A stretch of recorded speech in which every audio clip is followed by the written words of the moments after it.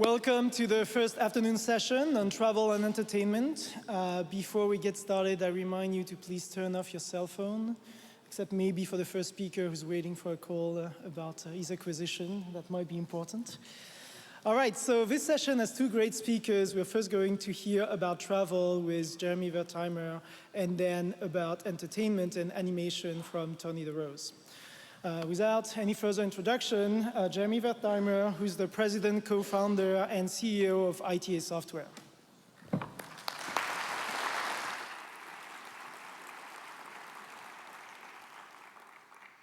Good afternoon. So my assignment, and it really feels like an assignment, I just had the pleasure of meeting a number of my professors that I haven't seen in many years, but my assignment was to talk about the impact of computation on travel. I've got 20 minutes, and I figure I've got 150 years to cover, so I'll get started. And just to set the stage, when MIT was founded 150 years ago, if you wanted to travel, you had a couple means of travel. One is a stagecoach service was actually launched in 1861 that could take you from St. Louis to San Francisco or back. The main purpose of the stagecoach was to carry the mail, but they took passengers also, and for the sum of $200, you could ride on the stagecoach. It took 25 days, and a reporter described it as absolute hell. And the warning, if you think the warnings we get on airplanes are bad now, the warning that you got as a stagecoach passenger included things like, should the stagecoach stop, please stay inside. If you leave, you might be left behind and be eaten by coyotes. Also around this time, 1860s, the railroad started coming to town. And this offered a tremendous set of advances over the stagecoach. And one of the most interesting ones is that you started to actually build a transportation network, and that you could actually ride the stagecoach over a limited period, and you probably were going to go to that lovely little shop in San Francisco outside the saloon and get on the stagecoach. You would probably arrange for that travel in San Francisco at your point of origin. But for the railroad, you might actually be at another point than your point of origin and want to arrange for passage on rail. And so even though initially the practice was to go to the station to buy your ticket as you would for a stagecoach, gradually there was evolving a practice of buying your ticket, perhaps not at your point of origin. So now moving a little more quickly, about 100 years ago, and just to frame it, in 1908, the Wright brothers gave their first public demonstration of their flying machine. And by 1913, you had commercial air travel, proving, I guess, the risk-prone nature of our species. People were actually getting on planes such as this one. This was a route between St. Petersburg and Tampa, and there was another route between San Francisco and Oakland. And you could actually fly, assuming that you made it all the way. It wasn't the safest travel, but you could actually buy carriage. And this company in St. Petersburg was actually relatively successful. Which means it lasted a few months, which is successful for an airline. And now the real progress starts to happen in the interwar years. And in the 1930s, and just to fill in, so in the 1920s, you go from having a few thousand hardy air travel passengers in the United States to maybe 100,000, a little over 100,000. Over the 30s, that number increases to over 1 million. And part of it is brought about by the development of wonderful airplanes. And this is one of the most famous of all, the DC-3. I don't have time today to sing all its praises, but it really was magnificent. And if you wonder why it's a color picture, this is an aircraft from the 1930s, well, it started flying in the 1930s. This isn't a Wizard of Oz kind of trick. This airplane was, of course, still flying 75 years later. So what was the technology for reservations at this time? Because you have two main computational, or let's say information processing tasks involved in commercial travel, like in many commercial activities. You have to find out if there's inventory, if the provider has the service or good that you want, and you have to negotiate a price. So this is technology a little hard to see, but computer scientists should recognize this as the first of the typical device we might use, a rotary storage device. You have a large lazy Susan in the middle. There are individual slots, and in those slots there would be a little card that would hold the inventory for a particular flight on a particular day with little pen marks as to which seats were sold. You have 8 read-write heads arranged around the table on comfortable chairs. And they have telephones. And this is basically how reservations were handled. This is a great improvement over the previous linear storage device, file cabinets. where someone had to get up, walk across the room, take the card out, walk back to their desk, get on the phone, locking that record for much longer before they could return it to the file cabinet. This provided for quicker access. And then, and this is one of my favorite historical finds, there's this lovely company called the Teller Register Company. And they start in 1929, wonderful timing, and they build technology that can allow you to repeat the information that's contained on the stock tote boards in New York out to branch offices. And they have these boards because the previous technology, brokers, similar to airlines and a lot of things, you would have a big tote board, somebody would be marking the prices in chalk for the stocks. The brokers at the desks would use binoculars to see the same technology that was used in the early airline, where people at big tote boards would mark inventory, and the reservationists at their desks would use binoculars to see it. But here, the Teller Register Company invented electronic means, where by actually putting that peg in the hole, they complete a circuit which can be interrogated by a little terminal, which I'll show you in a moment. And here's the next improvement. That system, if you think about it, only provided remote read access. It didn't provide remote write access. And for that, we had to go away from the mechanical tote board, the electromechanical tote board, and go to a drum device. And here you see a picture of the drum device. Here you see the pretty marketing picture in the brochure of the drum device with its read-write heads. And this drum device could store information about up to 1,000 flights per day for a 12-day period. This was pretty good. And here was that remote device. It's hard to see, but just to point out, here you have a slot in which you would insert a card with certain tabs that would complete certain circuits, and that would select the market that you're looking at, perhaps Boston to New York. Here is buttons 0 to 3 and buttons 0 to 9. You would enter the date. Here are buttons 1 to 4. You'd enter the number of seats that you're looking for. And then there are little switches here, and I think on this switch, you basically would toggle it, a snap action switch, to check availability, which will light up one of these 3 lights, either green if you get the seats, red if you couldn't, or yellow if they couldn't tell, a little hysteresis, and you should call. And here's a little button, importantly, that could actually let you sell or cancel that. So now we basically have the beginnings of an electronic reservation system, at least an electrical reservation system. Not much computation, but the scary part is a lot of this structure is still there with us now in the airline industry. And then, and I should tell the path to getting here. This is, of course, a computer we're familiar with. This is from 1961, so now we're 50 years ago. And this machine, this is an IBM 7090 that was used to deploy Sabre, which I'll talk about in a second.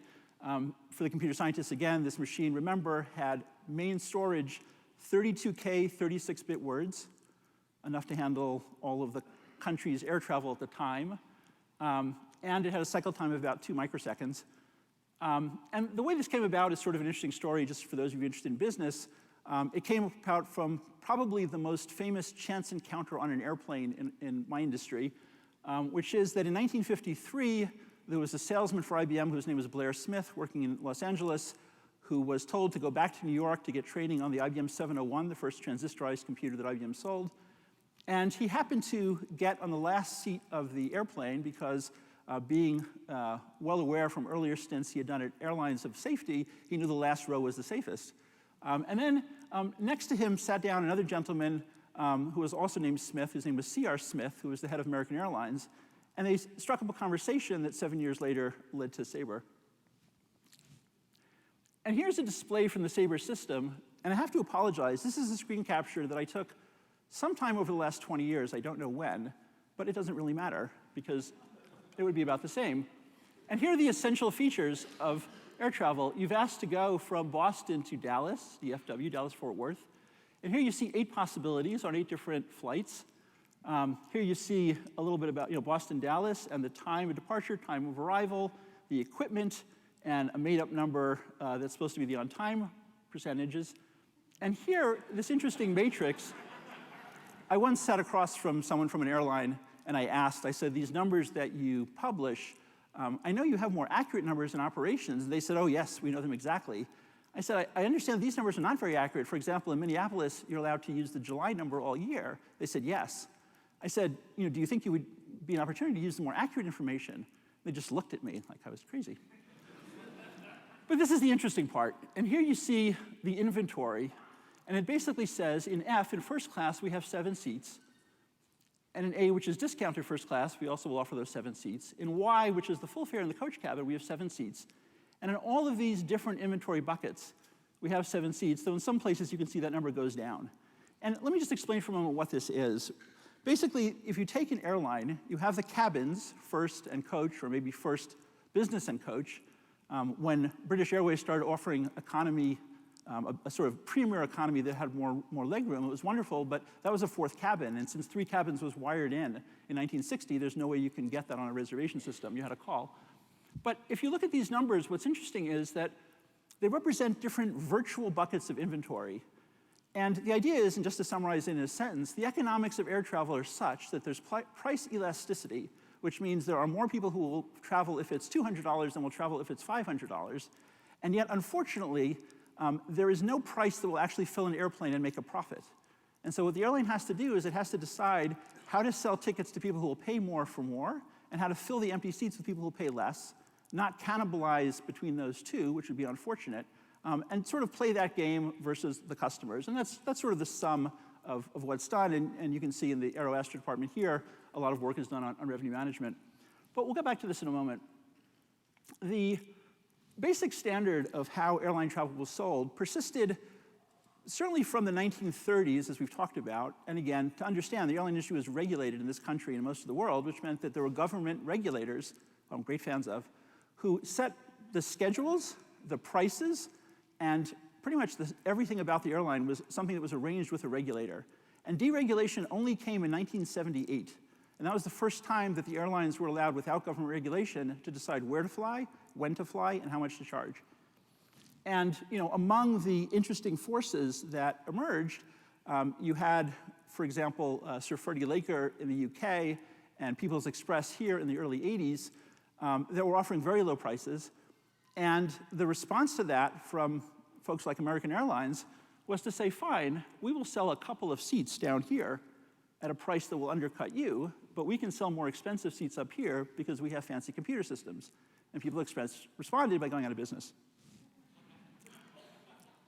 But now here, this is what air travel looks like now, with some code that we've written up the block at ITA Software.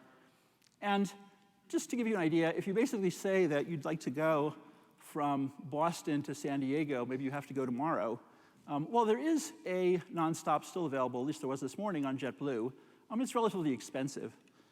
If you basically say, well, that's all right, I know that's 6.5 hours and it will cost me almost $900, but I'm willing to look at stops, then you can make that trip in about a little over 8 hours and save almost half the money. And if you wanted to go instead, let's assume that you had a different trip you had to take, and here, if I'm going to San Francisco, there are in fact more nonstops, but the connections are still a little cheaper. And if I'm planning far enough in advance, let's say I'm going to Los Angeles, then I've got many different connections, all of which are relatively inexpensive. Why are they inexpensive? Well, again, remember that segregation, that market segmentation the airline has to do. They have to make sure that the business traveler who will pay a lot of money pays a lot of money, and they have to make sure to fill the seat with a leisure traveler who won't pay a lot of money. And one of the standard types of fences that you would use to separate those two, properly segregate those two, are rules that you attach to those different fares. And so here's an example of a fare that was part of the display we saw. It's an AAQA14SQI1, which means it's from that Q inventory class between Boston and LA. And I've just taken out for you 3 of the fare rules. There are more than 50. But one of them says it's only good on Tuesday and Wednesday, because those are the lowest travel days. The other one says that you have to book this 14 days in advance.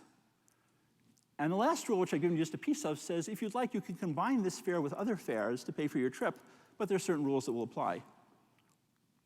And here, just to give you an idea of the brilliance of airline pricing, on this graph, I've just put down the number of fares published in these different markets by American Airlines Friday afternoon. And so, literally, that means there are 300 different fares between Dallas and Boston, and more than 400 between Boston and Chicago, and more than 500 between either Chicago and SFO, or between Dallas and San Francisco, and about 400 for that full trip. Which means when we were computing that display a little while back, we actually had to go and compute over a very large combinatoric explosion of possibilities.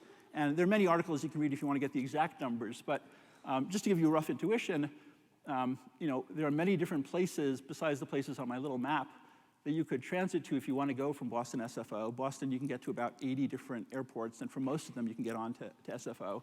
So there are many different routes. On a particular route, American or someone like that might have 5 or 6 flights a day.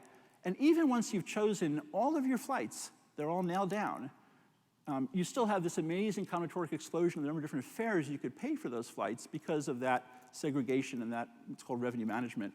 And so there's a vast amount of possibilities that have to be looked at relatively quickly. And here's where we found some computation to be helpful. And just to give you sort of rough numbers, these are pretty close. Over at ITA Software, our product called QPX, we do about 1 billion searches a month, a little more. And at any given time, there's about 100,000 scheduled flights. That's on each day, so over the next year, you've got about 30 million different scheduled flights. At any given time, there's about 150 million published fares, but again, the combinatorics comes in because we're going to be using those in combinations. And in our system, just as a sort of arbitrary number that worked out, we'll usually pick a search that says, for the outbound, I'll compute 400 itineraries, that is, possible flight times and routes. And that's pretty easy, because since all flights have more than 0 time, I know that if I just start with any algorithm that you would know, perhaps A*, to grow a set of leading edges of that search space, I will provably get all the possible paths that are less than a certain amount of time. And so we find that 400 out and 400 back for this kind of trip is pretty good. And that will, on the whole, then require us to check the seat availability of about 1,000 flights. And if there's time, I'll get into that for a little minute as to why that's hard. This takes about 2 million lines of code in languages like Lisp, that used to be taught here many years ago, and Perl and Python and C++ and Java, and runs on roughly about 5,000 x86 processing cores.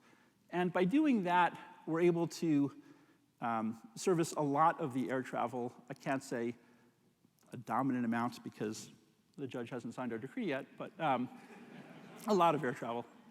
So this is basically a problem that was there, which is that post-deregulation, there was a challenge in how do you find the best airfare, and this is a program that we wrote to address that, and it's been modestly successful.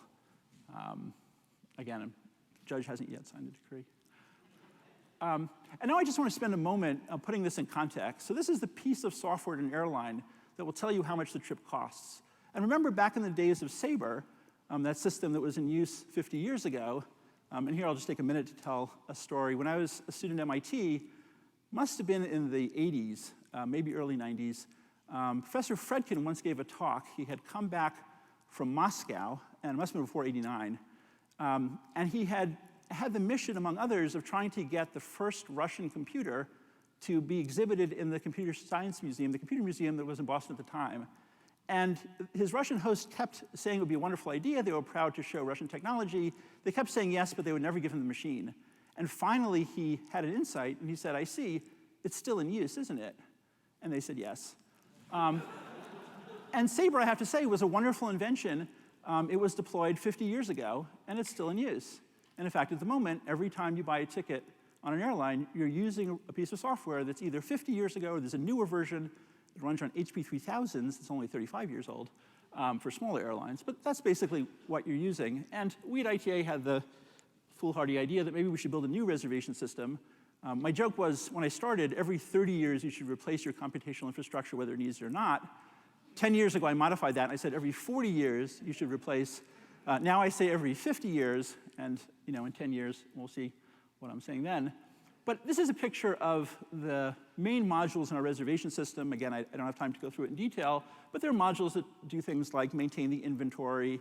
And also remember, those early inventory systems, they didn't centralize writing down who you were. They just wanted to know that they weren't selling a seat twice. That was still locally stored. And so after a while, they added information about who you were to the central store.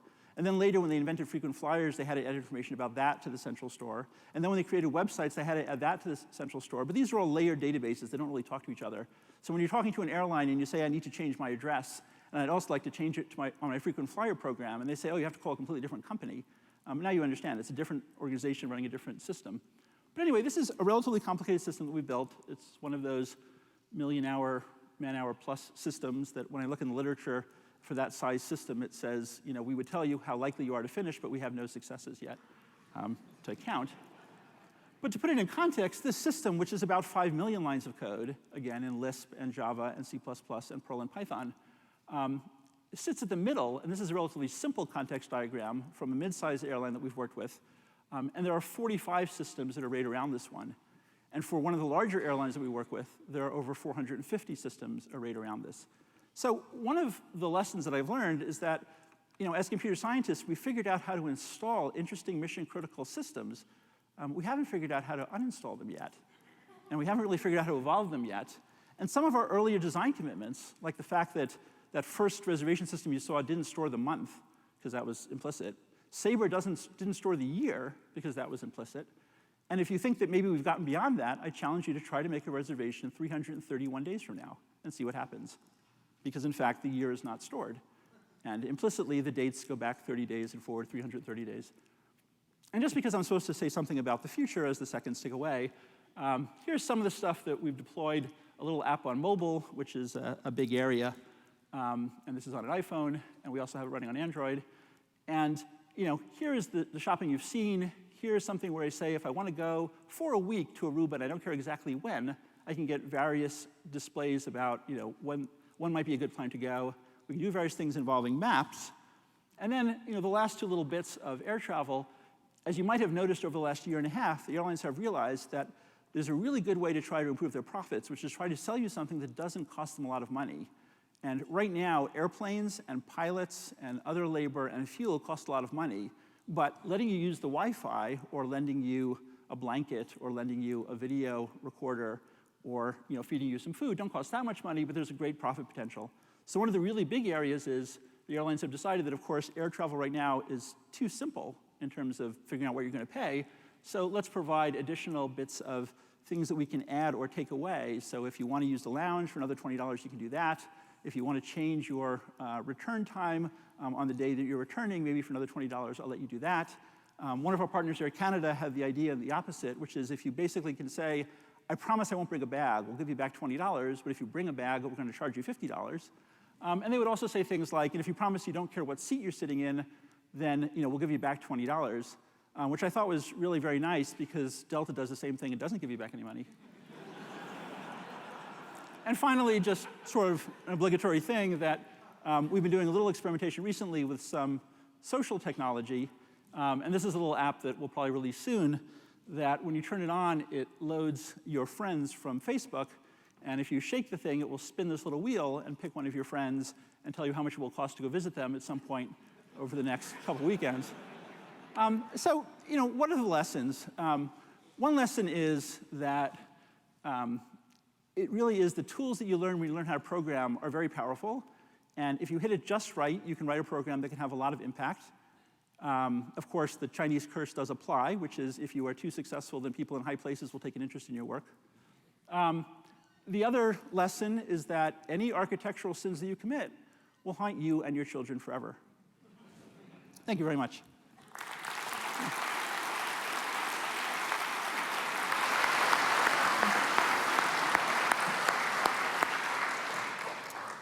We have time for one or two questions for Jeremy. What's the app? On the fly.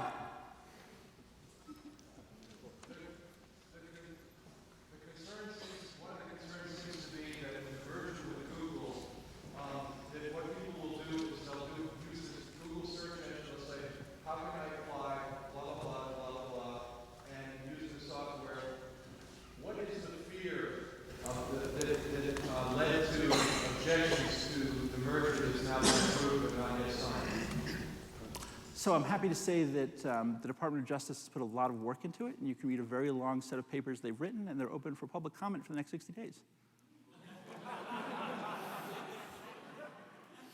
Quick question. One of the things is optimizing for cost. In this brave new world of very busy flights, computationally, how difficult would it be to optimize for seat selection? I want to get an aisle seat going between A and B, or, for that matter, you know how you build different connections. Does it really become that computationally complex when you're going off within alliances, but still trying to get from A to B. So luckily, these aren't computational problems. They're just problems of getting the data. So in fact, the algorithm that we have, we can sort on anything. And this was good. When I started doing this work, I would do, being sort of just out of cognitive science land, I would do little studies of people to see what their preferences were. And some people would basically say, well, I'll take a connection, but I hate long flights, so try to break it up for me. Others would say, I'll take a connection, but I hate short flights, so try to give me longer flights. So luckily, we can optimize for anything. That doesn't matter. The data hasn't been available, but now it is, because the airlines have realized that one of the main things they can now sell is choice seating. And that's one of the biggest areas in airline merchandising right now, to basically figure out where the choice seats, represent them, and basically say, would you pay $50 more for some legroom? Somebody else might say, I'm happy to pay $50 less and have less legroom, I don't care. I would always take the $50 more for more legroom myself. And luckily, that data is now becoming available. The problem is those reservation systems can't store it. They can't display it, they can't process it. Luckily, we can. And as this data is becoming available, we've got a number of projects where this will be coming out over the coming months, that you will be able to basically auction off, essentially at the end, any seat on the plane. Thank you. Let's thank Jeremy again. Thank you.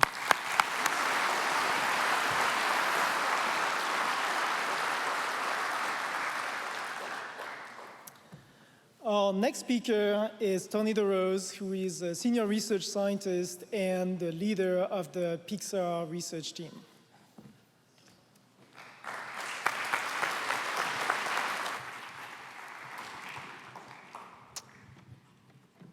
Oh, what an honor. Thank you, Fredo, for the invitation, and Victor for the organizing, also for the dinner last night. So this is sort of an interesting anniversary.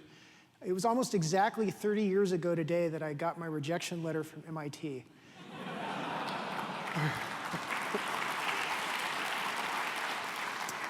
But I'm not bitter, not really. There have been many broad talks today. I'd like to talk about something much narrower. So this is the entertainment part of the program. And within entertainment, I'm going to talk about animation, because that's the only part I think I really understand. And one nice thing about being here at MIT is I think I can kind of pull out all the stops and really tell you what's going on underneath. So let's start.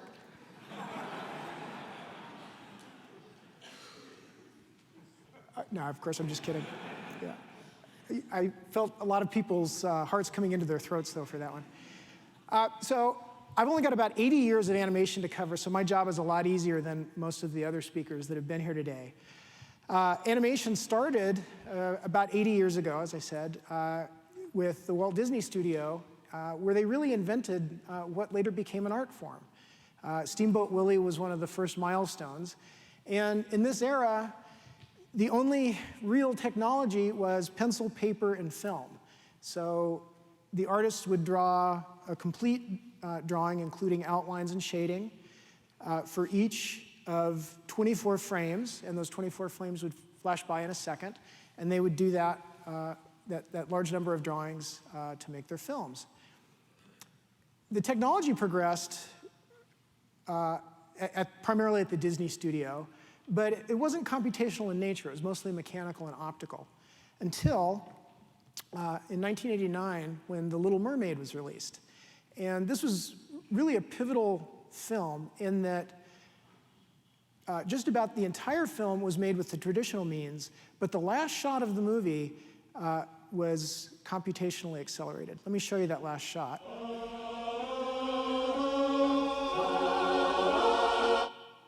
Okay. Happy ending, tears in your eyes. So the shot itself might not be that remarkable just looking at it, but the remarkable thing about it is it was the first deployment of a system called CAPS, which stands for Computer Animation Painting System. And CAPS was developed by, it was a collaborative team, some at Disney and some at this little company called Pixar at the time, leading up to 1989. And although they were able to get this one shot done, it was pretty brutal. There were lots of bugs. The artists couldn't figure out how to use it very well. But nonetheless, they charged forward. And the next film was Rescuers Down Under, and there was a commitment that they were going to make the entire film using CAPS. First deployment, this is an artistic culture, not a technical culture. The throughput in the system was way below the throughput of the artists, especially early on. But as the production went on, things got more and more streamlined, and by the end of the film, they were flying much faster than artists could have done by themselves. And I think they ended up coming in under budget and under time. By the time they got to Beauty and the Beast, which is 1991, not only had caps been perfected and they got really tremendous throughput, but they also started introducing some three-dimensional effects by Beauty and the Beast. Roughly in parallel, in a small group that would later become Pixar, there was a team of programmers and artists working at the inside the digital part of Lucasfilm, and one of their first animated shorts was Andre and Wally B. So that was 1984, and let me fast forward to today and give you a little bit of a glimpse for how we're making films now. And it starts with story. So storyboard artists, like the one here, create these thumbnail sketches, and then they pitch the story to each other over and over again. We put these storyboard panels up on videotape, add scratch sound to create something called the story reel, which I'd like to show a little piece for you now from Finding Nemo.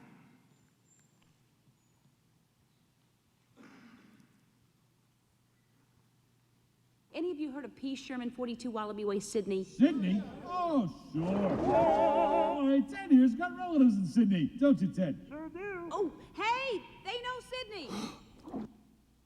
Okay, so that's the first time we have a film. It's just a short little clip. But when the story is working, you very quickly forget that you're looking at those fairly crude pictures. You just get caught up in the story and the characters and the worlds that they're working in.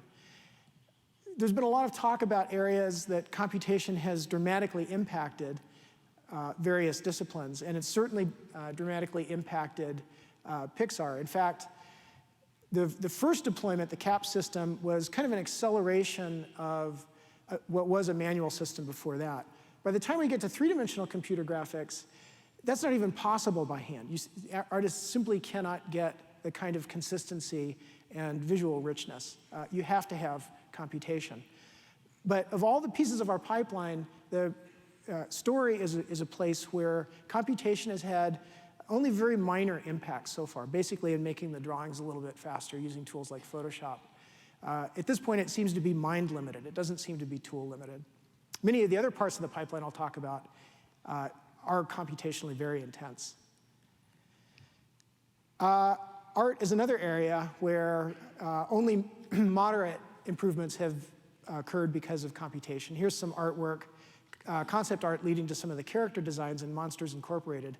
How many of you have seen one of our films? Okay, good. How many of you have seen them all? A few hands. Good, good. Keep going. How many of you have seen all the DreamWorks films? No, I'm just kidding. Lots of art gets done. Here's a sketch called a personality pose for Remy. In addition to sketches, there's a lot of sculpture that's done. Our sculptures are very, very fast. Once the character designs start to settle, now we move into a digital world. And roughly speaking, our films take about 4 years from start to finish, with the first 2 years spent in story and art, and about the last 2 years spent in digital production. And creating the geometric models, this is for a character named Dash from The Incredibles, on the order of 5,000 to 10,000 points in his character mesh. So if you think about the analog of building a digital character, in the physical world, it'd be like building a physical marionette. So the creation of the static geometry is much like carving the wood or the styrofoam that you would in the real world. One of the next stages is rigging, and that's the analog of adding strings to the character to make the character move. So the digital analog are these animation degrees of freedom which control the pose of the character, some of which can be fairly crude, like the degree to which an elbow is bent, but some are very fine, like the degree to which the inner part of the left eyebrow is raised. And we end up with about 300 controls in each of our faces, for instance. And I'm told that human faces have on the order of 30 independent degrees of freedom. So our character is on the order of 10 times better than human. Now, part of that's just over-engineering. It's a lot easier for us to add a new string than it is for evolution to add a new degree of freedom. But part of it is our characters can hit poses that no human face can hit. So here's a little test of a facial rig. And at the time this was recorded during Ratatouille, these frames, to render these frames, it was taking about a second or so. So these were pre-recorded and then played back for the animators.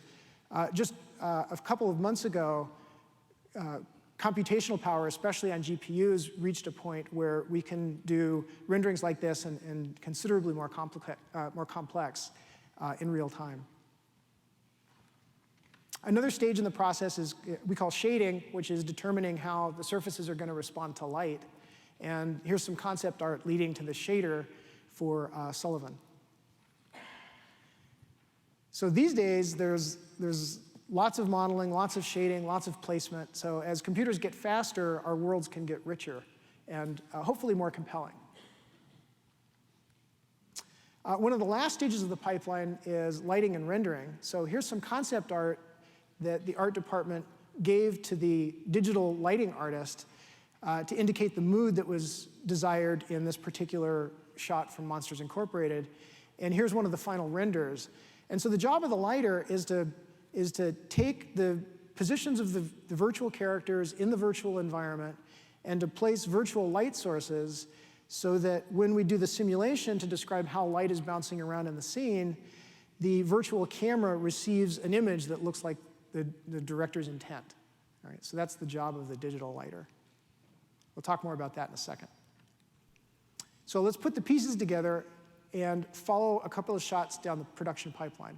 Any of you heard of P. Sherman, 42 Wallaby Way, Sydney? Sydney? Oh, sure. Oh, Ted here's got relatives in Sydney, don't you, Ted? Sure do. Oh, hey, they know Sydney.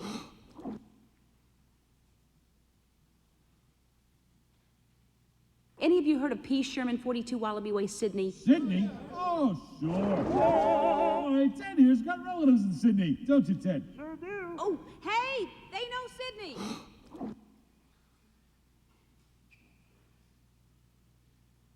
Any of you heard of P. Sherman, 42 Wallaby Way, Sydney? Sydney? Oh, sure. Oh, Ted here's got relatives in Sydney, don't you, Ted? Sure do. Oh, hey, they know Sydney.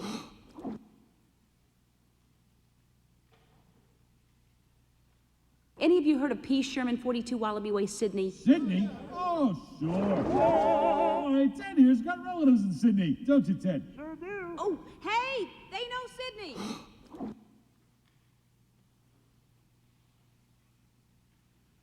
Any of you heard of P. Sherman, 42 Wallaby Way, Sydney? Sydney? Oh, sure. Oh, Ted here's got relatives in Sydney, don't you, Ted? Sure do. Oh, hey, they know Sydney. And it's that easy.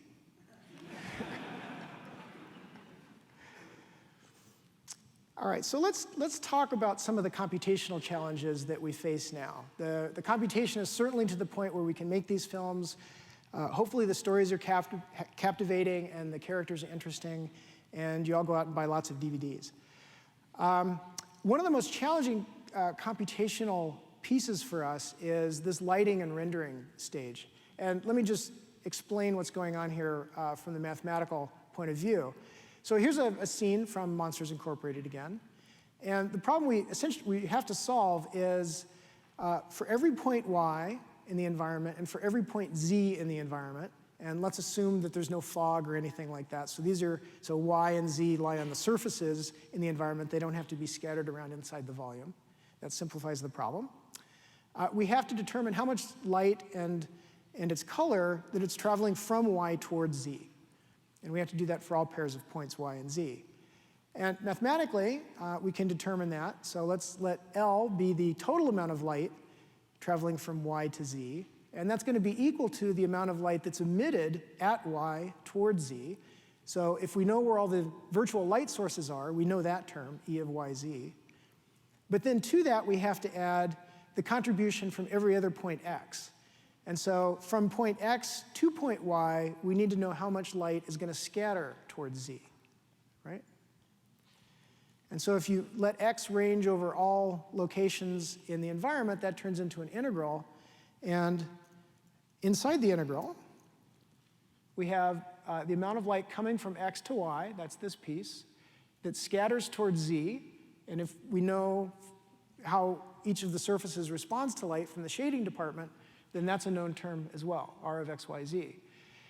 And the thing that makes this equation difficult is that the unknown, this L of X, Y, or L of Y, Z, is both outside the integral on this side and inside the integral on that side. Right, so we have to solve this big, complicated integral equation. We have a variety of ways of doing that. One way that you could imagine is basically using piecewise constant finite elements, which turns this into a constant, that into a sum, and you end up with a big linear system. And by big, I mean like 10 million by 10 million, at least. Another way to do it is by stochastic sampling. So you can just fire arrays in here, and that corresponds to Monte Carlo estimation of that integral. So it's challenging. How challenging? Well, let's look at some render times. And let's compare render times in the Toy Story era, which is 1995, with the farm of the day that we had then. Our average rendering time per frame was 4 hours. So 4 hours of rendering time for every 24th of a second of the film. Now let's fast forward to 2010, last year for Toy Story 3. Measured in terms of Toy Story, original Toy Story render farms, our render farm currently is 600 times more powerful. Great. So our render times for Toy Story 3 were, about 5. Actually, that's a little low. It's really, there were about 8. So even though we had a render farm 600 times more powerful, our average time per frame doubled. So we still don't have enough computing power. In fact, we'd like to, our goal is to make this lighting calculation fully real time. Imagine the life of a lighter right now. You move a digital light source, and then you wait 4 hours to see the image come back, right?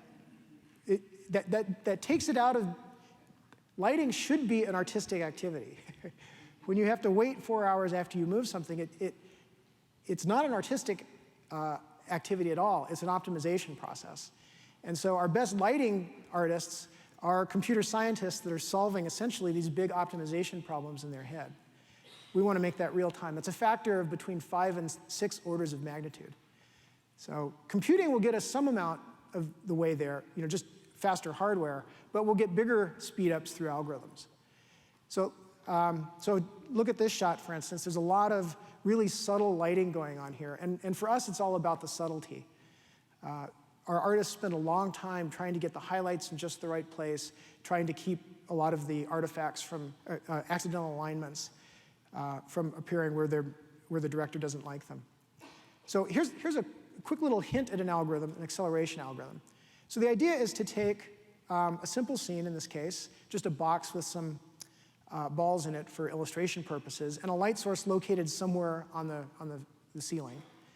And we're going to take a sequence of those frames representing an exploration of where the lights might be in that environment. We can do a statistical analysis of these images to produce 2 things. The first thing is the identification of a collection of points that have high predictive power. And the idea is that if we know the intensities at these about 200 spots out of the 250,000 pixels, if you know the intensity of these 200 pixels, you can very accurately and very rapidly determine the intensity at all the other pixels. Right? These pixels aren't all random, right? There's a lot of coherence from one to the next. And so you get both of those things out of the analysis, both where to sample to get highly predictive results, and then a linear method, in fact, to compute the other pixels. So this is an acceleration technique that was developed in the research group. It's currently on the shelf, waiting to be deployed into production. Another place where not just computational power, but also authoring effort comes to bear is this rigging process. So here's Dash that we saw a few moments ago.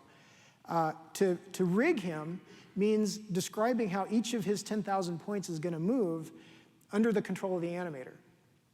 for each of those digital strings. That's a lot of points, but what we can do instead is reduce that complexity. So what we're doing here is we've surrounded dash by a much coarser cage, only about 300 points in this case. And the rigger now is going to move the points of that red cage, and then we're going to essentially solve Laplace's equation to determine a deformation on the interior of the cage that drags along dash to get the desired motion.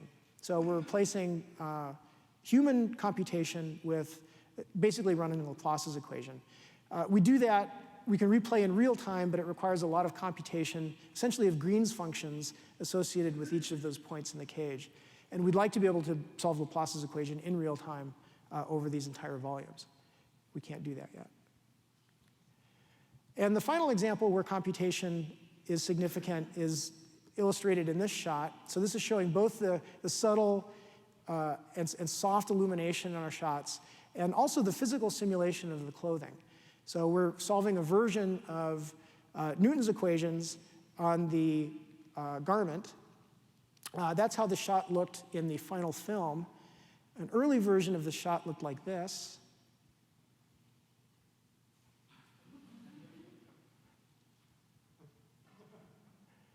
So this is the first film where the simulator was deployed. And there were lots of bugs in the simulator. This is primarily the work of David Bariff and Andy Whitkin. Andy is an alum of MIT and sadly passed away last September. So they scratched their heads for quite a while over this shot and ultimately discovered that the simulator was doing exactly the right thing.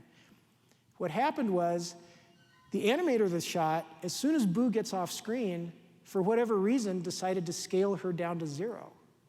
Just scaled her down to a point. So the clothing fell off, right? The simulator was absolutely correct.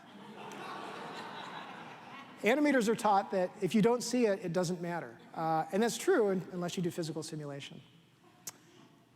So with that, let me stop and take questions.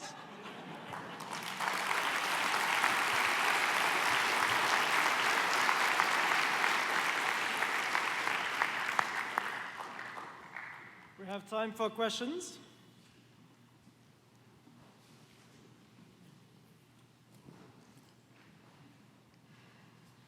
Yep. What do you expect the improvements in GPUs and how it will affect the trajectory of your business? So the question is, how will GPUs and their development path impact us?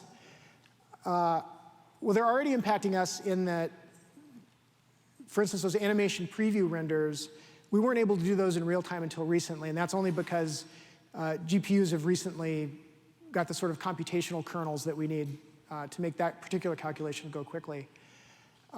Looking forward, I think lighting is the place where we need the biggest computational boost. And the GPUs still aren't quite fully functional enough to run full RenderMan shaders.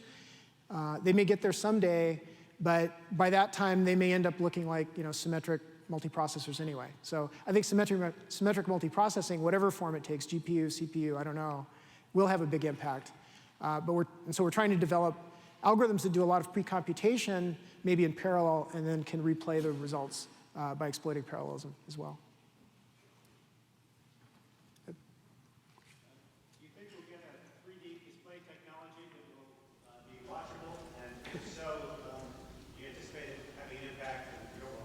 Oh, we'll get a 3D technology that's watchable, and will it affect us? Well, 3D is already affecting us. All of our films are being produced in stereoscopic 3D. Right now, they can only be seen in 3D, really, in theaters. And the difficulty with a theater and making it really watchable is it's only really tuned for a very small sweet spot in the center of the theater. I think for small personal devices, like the Nintendo 3DS, for instance, where you know exactly where the viewer is going to be, auto stereo displays, I think, are very likely to be a very nice deployment platform. So it's here. It's apparently here to stay, and hopefully the displays get better. It's easy. It's much easier for us do stereoscopic 3D than it is for live action studios to do live action, stereoscopic 3D. To do live action stereoscopic 3D, you actually have to have 2 cameras or 1 big camera or something unwieldy on set. For us, we just set up a second virtual camera. Yeah. Eventually, a lot of these technologies, they actually keep in their homes, like Ghostbusters, everyone became an author. Now everyone is movies. How many years before this becomes usable by everyone in their homes? Oh, how many years before technology like this is usable by people in their homes? Pixar puts it out on some platforms. Yeah. I think it's already available. There are a lot of open source systems out there that let you do modeling, rigging, shading, rendering. It's really already available. And so one of my biggest fears is that, our competition is likely to be, a couple of kids in a garage that, come up with a wonderful story and maybe a new visual style, and that's going to be the future. So. All right. Thank you. Let's thank Tony again.